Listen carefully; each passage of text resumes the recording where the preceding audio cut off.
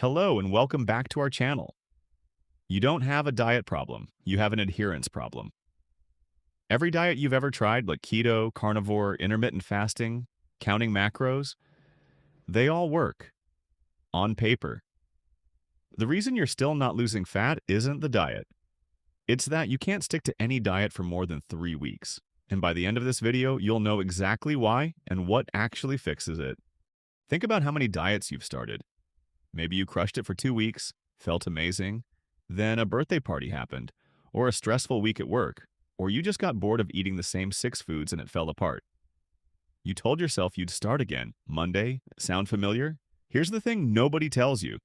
That's not a willpower failure, that's a design failure. The diet was never built to survive real life. Here's a fact that gets buried under 1,000 YouTube diet debates. When researchers compare low-carb versus low-fat versus high-protein versus intermittent fasting, the results are almost always the same. Weight loss differences between diet types are small, often not statistically significant. What actually predicts results isn't which diet you pick, it's how long you can follow it. A 2018 study published in JAMA followed over 600 people on either low-fat or low-carb diets for a year. Both groups lost similar amounts of weight, around 5 to 6 kilograms on average. The single biggest predictor of success in that study wasn't the diet type. It was adherence. People who stuck closest to their plan, regardless of which plan, lost the most. This is the pattern across almost every major diet comparison trial. The best diet is the one you're still doing in 6 months, not the one that looks best in a headline. So if adherence is what matters, why is it so hard? 3 reasons. First, restriction breeds obsession. The more foods you tell yourself you can't have, the more your brain fixates on them. This isn't weakness. It's a well-documented psychological pattern called ironic process theory. Try not to think about a chocolate cake for the next 10 seconds. You just thought about it. Second, all or nothing thinking. One bad meal turns into a bad day, which turns into a bad week, which turns into quitting entirely. Researchers call this the abstinence violation effect. One small slip feels like total failure, so people give up rather than just course correct. Third, your diet doesn't match your actual life. If you hate meal prepping but chose a plan that requires meal prepping 7 days a week, you didn't fail the diet. The diet failed you.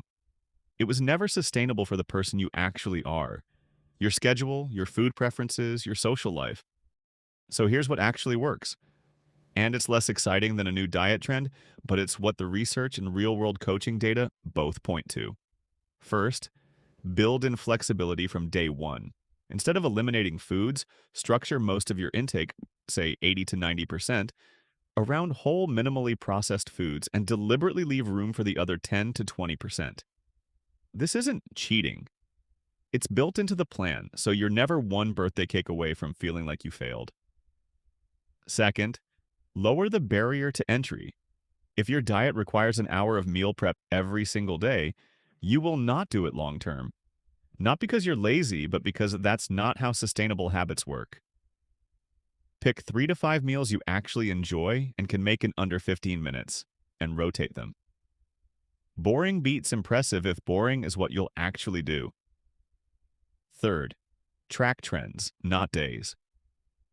One bad day means almost nothing over a 12-week period. What matters is your average intake over the week. Stop weighing your worth as a person against a single Tuesday dinner. Fourth, and this is the one people skip, plan for the disruptions before they happen. You know, birthdays, holidays, and stressful weeks are coming. Decide in advance how you'll handle them instead of making that decision in the moment when willpower is lowest. This is what separates people who lose the weight and keep it off from people stuck in the restart cycle. Here's the mindset shift that changes everything. Stop asking what's the best diet for fat loss. Start asking what's the most sustainable version of a good enough diet that I can actually follow for a year. A mediocre diet you follow consistently for 12 months will outperform a perfect diet you follow for 12 days, every single time. This is why the person who seems to have it easy with their body isn't running on more willpower than you. They've usually just built a system that doesn't require constant willpower in the first place. Let's bring this together. Your last diet didn't fail because you picked the wrong macros or the wrong meal timing. It failed because it wasn't built to survive your actual life. So here's your one action step from this video. Don't pick a new diet. Take your current eating pattern and ask, where exactly does this break down? Is it weekends, late nights, social events? Find the one leak and fix that one thing first. That's it. That's the whole strategy. Small, sustainable fixes to the actual point of failure, not another complete overhaul. If this reframed how you think about dieting, subscribe.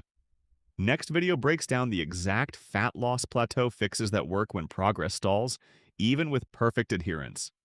See you in the next one.